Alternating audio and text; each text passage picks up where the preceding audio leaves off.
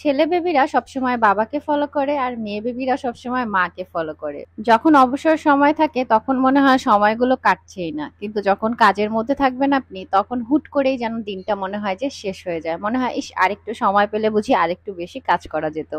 ঈদের সময় যেহেতু একেবারেই চলে এসেছে, যার কারণে ব্যবসায় একটু ব্যস্ততা বেশি, আর সেই জন্য সারা দিন একদম ব্যস্ততার মধ্যে দিয়েই কাটলো। হাফ সিল্কের মধ্যে খুব সুন্দর একটা শাড়ি পরেছি, আর এই শাড়িটার মধ্যে অনেকগুলো কালার আছে।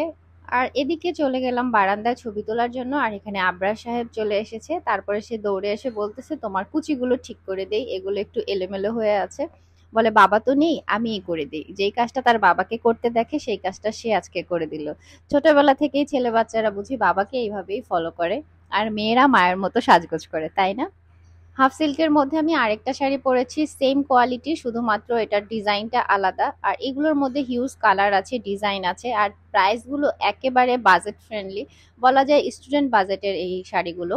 আর আমি ওদিকে ছবি তুলছি, এদিকে দুইজন মিলে হচ্ছে দুষ্টামি করতেছে, মানে তাদের একটু থামাই তারপর আবার আমি কাজ করতে যাই, এই হচ্ছে অবস্থা। এরপরে আবার রেডি হয়ে নিলাম, আর রেডি হয়েই আবরারকে নিয়ে বসে পড়লাম, ওকে ভাত খাইয়ে দিতে হবে, কারণ আমি দেরিতে খাবো, কিন্তু ওদের তো খাওয়ার টাইম হয়ে গেছে, তাই ঝটপট ওকে ভাতটা খাইয়ে নিলাম।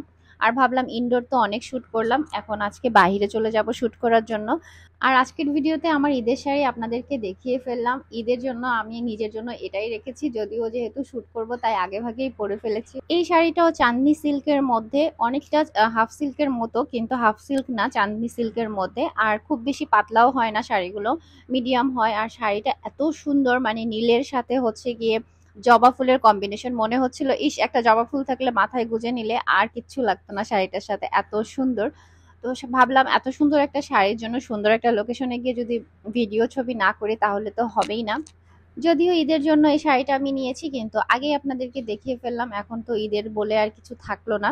যাই হোক, চান্দি সিল্কের মধ্যে এই শাড়িগুলো যদি আপনারা অর্ডার করতে চান, আমাদের স্ক্রিনে দেওয়া হোয়াটসঅ্যাপ নাম্বারে আমাদের সাথে যোগাযোগ করতে পারেন, অথবা আমাদের ফেসবুক পেজ তাহাতে কিন্তু ভিজিট করতে পারেন। আমি কমেন্টে লিংক এবং নাম্বার দুইটাই দিয়ে দিব। তো এর পরে চলে গেলাম আরেকটা শুটে। তো ভাবলাম যে যেহেতু ওই দিনও শুটের জন্য বের হয়েছিলাম, তো সবগুলো একসাথে করে দেই।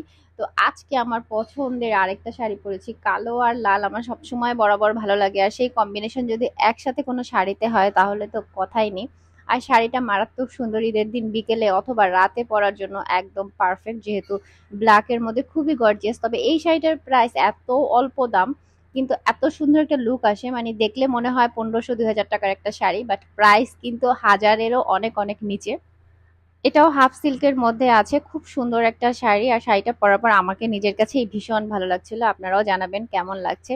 যদিও এই গরমে আসলে ঘেমে টেমে ভিডিও করা শুট করা খুবই কষ্টের, আসলে কষ্ট ছাড়া কোনো কাজ নেই।